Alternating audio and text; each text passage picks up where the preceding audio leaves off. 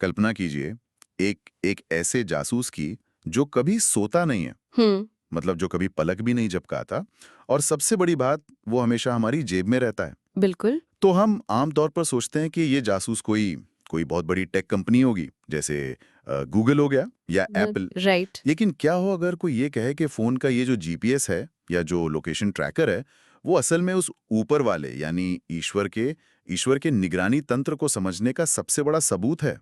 ये सच में ना बहुत सोचने पर मजबूर करने वाला विचार है। हाँ। और आज की इस गहरी चर्चा में हम जिस स्रोत पर बात कर रहे हैं वो कोई आम टेक मैगजीन का आर्टिकल नहीं है। तो फिर क्या है? ये असल में एक मस्जिद में दी गई तकरीर यानी एक धार्मिक स्पीच का अंश है। और इसका जो शीर्षक है वो है divine accountability, Google maps and the laser of deeds. अरे वाह!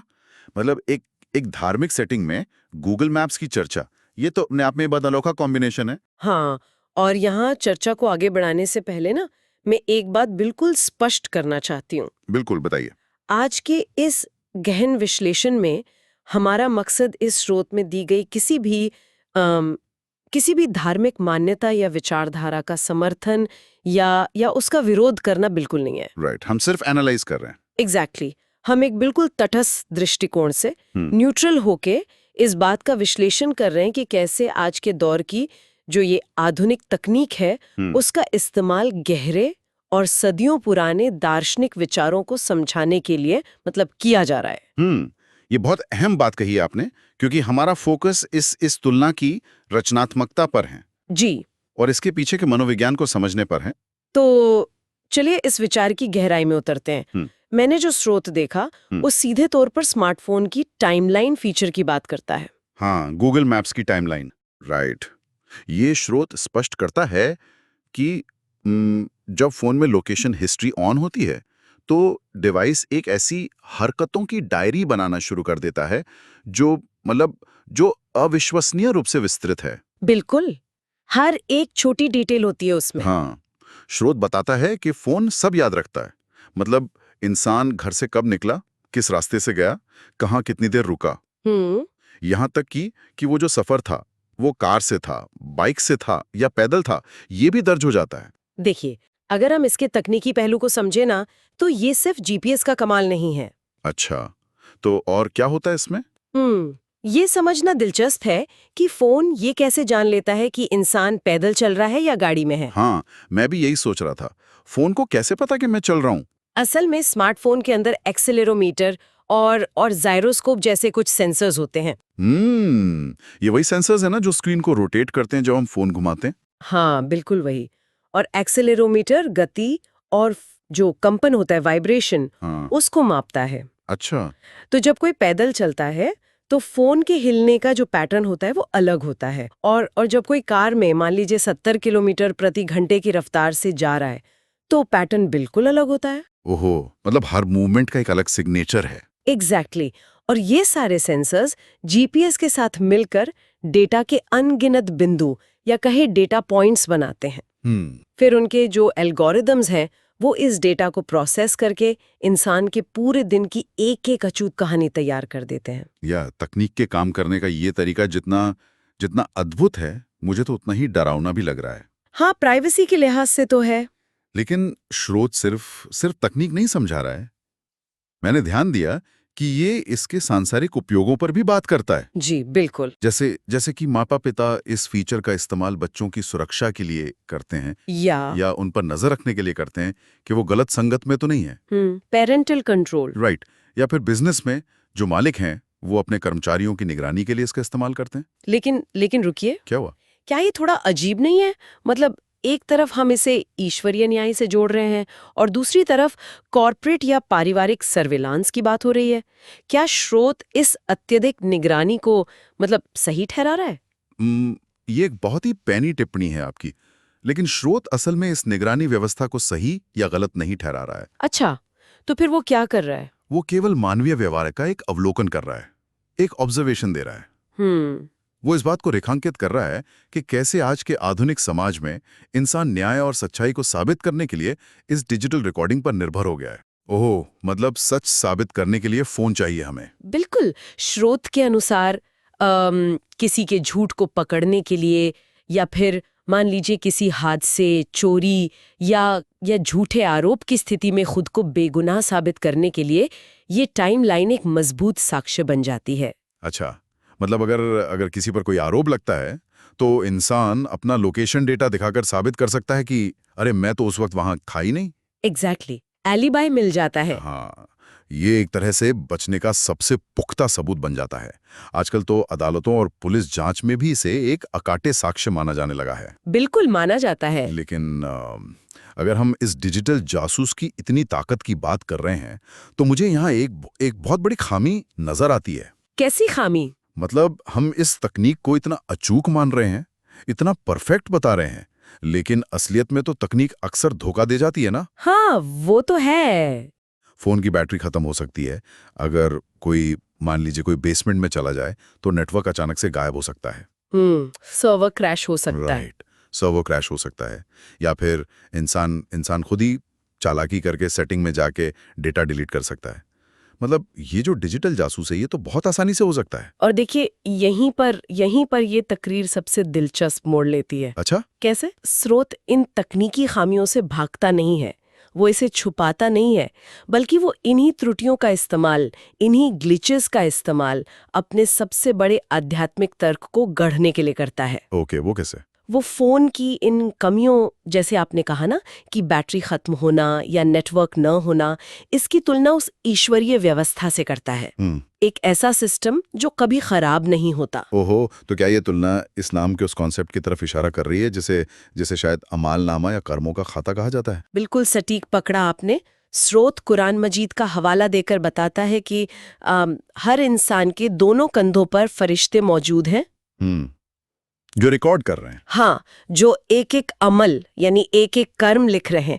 इंसान क्या बोलता है, कहाँ जाता है, किसके साथ बैठता है, किसकी मदद करता है या किसके साथ बुरा करता है, ये सब बिना किसी रुकावट के दर्ज हो रहा है। मतलब वहां कोई ग्लिच नहीं है। एग्जैक्टली, ना वहां बैटरी की जरूरत है, ना नेटवर्क की, और ना ही वहां से कोई डेटा डिलीट किया जा सकता है। यार ये बहुत ही डीप बात है। मतलब सदियों से धर्मगुरुओं के सामने ये एक बहुत बड़ी चुनौती रही है कि वे लोगों को कैसे समझाएं कि कोई अदृश्य शक्ति उन्हें हर समय देख रही है। बिल्कुल। पुराने समय में शायद सिर्फ ये कहा जाता होगा कि ईश्वर सब देख रहा है, जो एक बहुत ही अमूर्त, मतलब एक एब्स्ट्रैक्ट विचार है। हाँ, जिसे इमेजिन करना मुश्किल होता है। राइट। लेकिन आज जब हर युवा ये जानता है कि उसकी जेब में रखा एक छोटा सा उपकरण, उसका फोन, उसकी हर सांस का हिसाब रख सकता है, तो फरिश्तों द्वारा वो अमालनामा तैयार करने का जो विचार है वो अचानक से बहुत तार्किक और स्पष्ट लगने लगता है, मतलब रिलेटेबल हो जाता है। और यही मनोविज्ञान का एक बहुत ही शानदार इस्तेमाल है। इसे हम अमूर्त से मूर्त की ओर ले जाना कहते हैं, यानी एब्स्ट्रैक्ट से कॉन्क्रीट बनाना। बिल्कुल, ताकि लोग विजुअलाइज कर सकें। हाँ, और देखिए ये लोगों से ये नहीं कह रहा है कि तकनीक बुरी है, बल्कि ये समझा रहा है कि अगर इंसानों की बनाई तकनीक इतनी अचूक हो सकती है, इतनी डिटेल रख सकती है, तो जरा सोचो उस रचयिता की तकनीक कितनी शक्तिशाली होगी। सच में यार, ये जटिल धार्मिक विचारों को आज के आधुनिक समाज को, या कहें आज के यूथ को समझाने का एक बेहद चतुर तरीका है। बहुत स्मार्ट तरीका है। हाँ, लेकिन एक बात बताइए, अगर ये डेटा लगातार रिकॉर्ड हो रहा है, चाहे वो गूगल के सर्वर पे हो या फिर उन फरिश्तों के पास, तो इस डेटा का, इस पूरे रिकॉर्ड का अंतिम उद्देश्य क्या है? बहुत अच्छा सवाल है। और इसी सवाल के साथ जो चर्चा है वो सांसारिक अदालतों से, जो हमारी दुनियावी अदालतें हैं, वहां से पारलौकिक अदालत यानी कयामत के दिन की ओर मुड़ जाती है। अच्छा, मतलब फाइनल जजमेंट। जी, स्रोत यहाँ एक बहुत ही गहरा मनोवैज्ञानिक वार करता है। कैसा वार? देखिए, आज के समय में हम इंसानी तकनीक पर इतना भरोसा करते हैं कि मान लीजिए अगर कोई इंसान पुलिस के सामने झूठ बोले तो उसकी टाइमलाइन उसका झूठ तुरंत पकड़ लेती है। हाँ, पुलिस तुरंत कहती है कि अपना फोन दो, अभी लोकेशन चेक करते हैं। बिल्कुल। तो इंसान कानून से नहीं बच सकता, क्योंकि उसका अपना ही डेटा उसके खिलाफ गवाही दे देता है। एग्जैक्टली। और ठीक यही बात स्रोत कहता है। वो पूछता है कि सोचिए, कयामत के दिन जब अल्लाह के सामने इंसान का पूरा रिकॉर्ड खुलेगा, उसकी पूरी टाइमलाइन खुलेगी, तो वो कैसे इनकार करेगा? ओहो, मतलब वहां कोई भी बहाना काम नहीं आएगा। बिल्कुल नहीं। और इस बिंदु को, इस पॉइंट को मजबूत करने के लिए स्रोत सिर्फ टाइमलाइन तक सीमित नहीं रहता। और भी उदाहरण दिए हैं क्या? हाँ, वो कहता है कि जिस तरह मोबाइल की रिकॉर्डिंग आवाज पकड़ लेती है माइक के थ्रू, हाँ, सीसीटीवी कैमरा तस्वीर पकड़ लेता है और टाइमलाइन लोकेशन पकड़ लेती है, तो सोचिए जिस अल्लाह ने इंसान की आंख, कान, जमीन और आसमान बनाए हैं, उसके लिए हर अमल का, हर हरकत का हिसाब रखना कितना कितना आसान होगा। यार ये तो एक तरह से रिवर्स इंजीनियरिंग जैसा हो गया। हाँ, वो कैसे? मतलब हम कैमरे और माइक को देखकर, जो हमने बनाए हैं, उनको देखकर उस बड़ी शक्ति की क्षमताओं का अंदाजा लगा रहे हैं। बिल्कुल बिल्कुल सही एनालॉजी दी आपने। लेकिन मुझे यहाँ ना एक बात थोड़ी परेशान कर रही है। बताइए क्या बात है?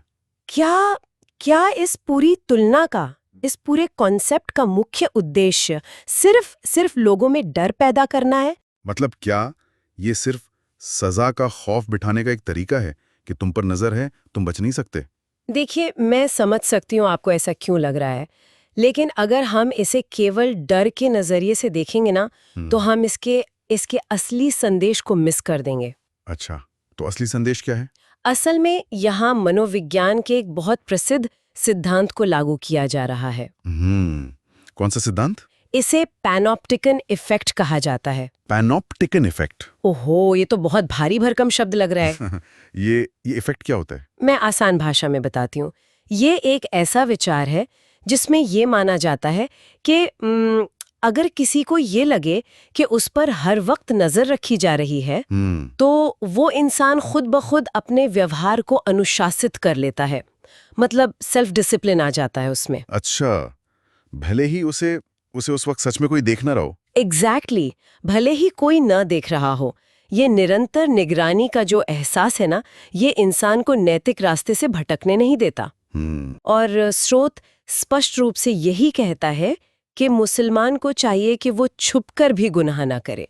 राइट, क्योंकि इंसानों की नजरों से तो बचा जा सकता है, आप कमरे का दरवाजा बंद कर सकते हैं, लेकिन उस ईश्वरीय सर्वर से नहीं। बिल्कुल सही। मतलब मुख्य उद्देश्य आत्म अनुशासन या कहें सेल्फ डिसिप्लिन लाना। हाँ, ठीक वैसे ही जैसे जरूरत पड़ने पर खुद को बेगुनाह साबित करने के लिए लोग अपना लोकेशन डेटा संभाल कर रखते हैं, वैसे ही हमें अपने अच्छे कर्मों का जो डेटाबेस है, यानी अमाल, हाँ, यानी हमारे अमाल, वो तैयार रखने चाहिए ताकि उस अंतिम अदालत में हम कामयाब हो सकें। बहुत ही सटीक विश्लेषण किया आपने। जवाबदेही या अकाउंटेबिलिटी का जो सिद्धांत है, वो किसी भी सभ्य समाज का मूल है, बेस है। बिल्कुल। और ये स्रोत इस जवाबदेही को एक बहुत ही ऊंचे आध्यात्मिक स्तर पर ले जाता है। लेकिन पता है, इन सब गहरी दार्शनिक और आध्यात्मिक बातों के बाद स्रोत में एक ऐसा बदलाव आता है जिसकी मैंने बिल्कुल भी उम्मीद नहीं की थी।